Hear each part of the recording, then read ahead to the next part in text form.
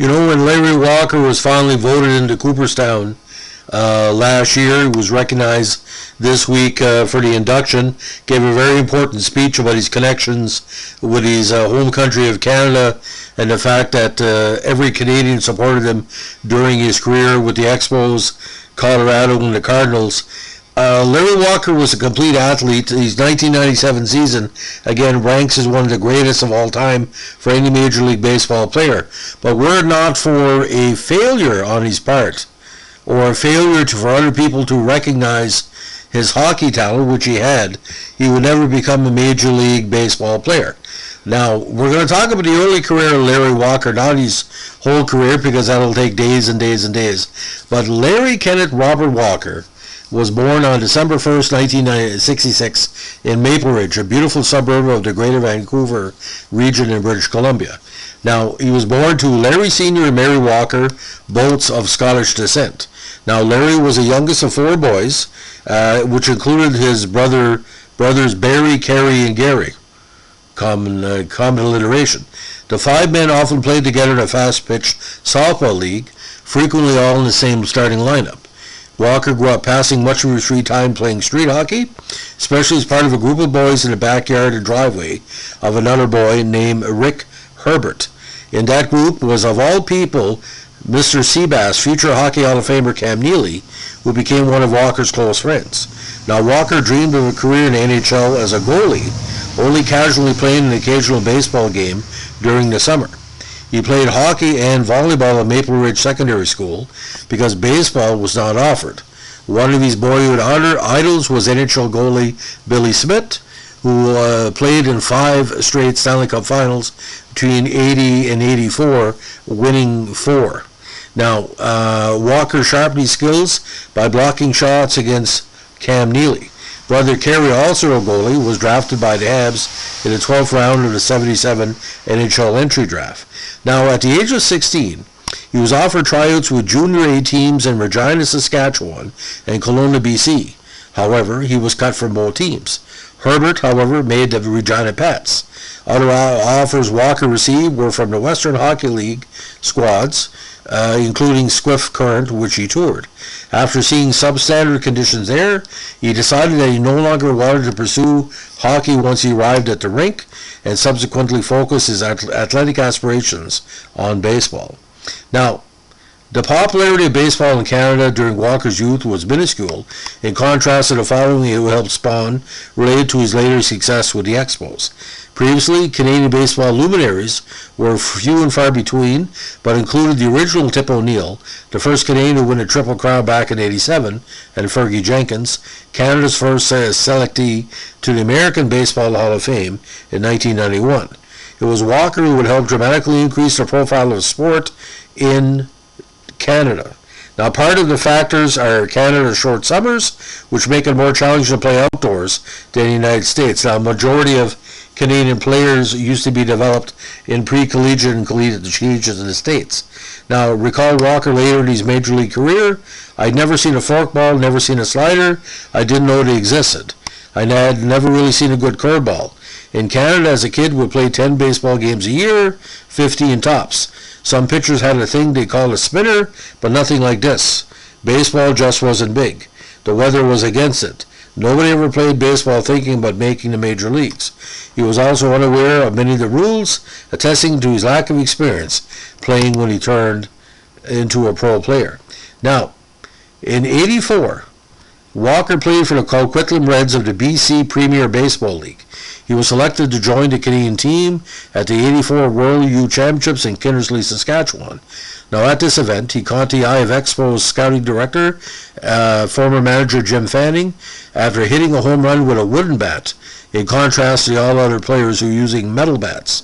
Fanning signed Walker for, of all things, $1,500 American, which is about $3,700 in 2021 numbers. He was signed again as an amateur free agent owing to his relative lack of experience playing organized baseball. At that time, Canadians were not eligible to be selected through the MLB draft. While the Expos perceived Walker to be very athletic, they decided that he was very raw, and he did not initially warrant rating as a top prospect. Now, getting back to these first days in minor leagues, he attended their minor league camp in 1985, and it was clear from the outset that pitching was a complete mystery to him. He swung indiscriminately, expecting every pitch to be a fastball, including at ones that bounced 10 feet in front of him or on home plate. When the camp ended, there was still about 1.5 months remaining until the start of the season, so he returned home, seeking additional preparation. He joined a fast-pitch softball team sponsored by a bowling alley, but this brought little relief. Now, when he was sent to the Utica Blue Sox of the New York Penn League, it was a Class A short season league, so for his first season of pro baseball, he played third base and first base. Although he could hit fastballs well, he continued to have difficulties with strike zone judgment and more sophisticated pitches, finishing with a .223 batting average and 2 home runs.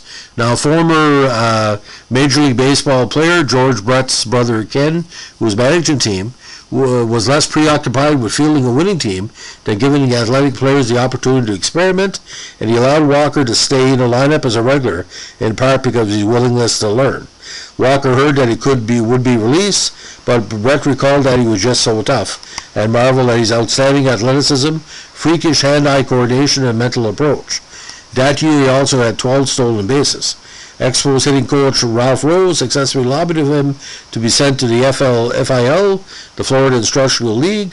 With fewer tutelage, relentless preparation, and sheer hard work, Walker soon developed into one of Expos' best young prospects. He continued to make annual off-season return to FIL in West Palm Beach to calibrate and refine his approach, and eventually made his home there. Now, that first years of Larry Walker again, he wanted to be an NHL goalie like you wouldn't believe. He said that in many published reports. But the thing is, the athleticism to play hockey, especially the major league or major junior level in Canada, is a good preparation for other sports. But 1985, there was Canadians in Major League Baseball, but there were like, sand pebbles on the beach. You go through 1,000 athletes, maybe 3, 4, or 5 would make Major League Baseball. He broke ground for a lot of Canadians to be scouted.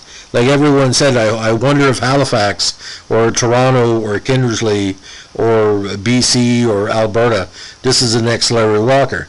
Because Larry Walker proved you could be a multi-sport athlete in Canada, and technically for about a few seasons, overall he was the best Major League Baseball athlete out there. Comparable to Mike Trout now, comparable to, he didn't pitch, but comparable to a Vladimir Guerrero. But, it was a weird time because we never had a in-the-field superstar like Larry Walker. We had Fergie Jenkins and certain pitchers and stuff like that. Or like people were born in Canada, or like Terry Poole, who excelled in the States, but they weren't built here. But he never stopped being a great Canadian at all levels.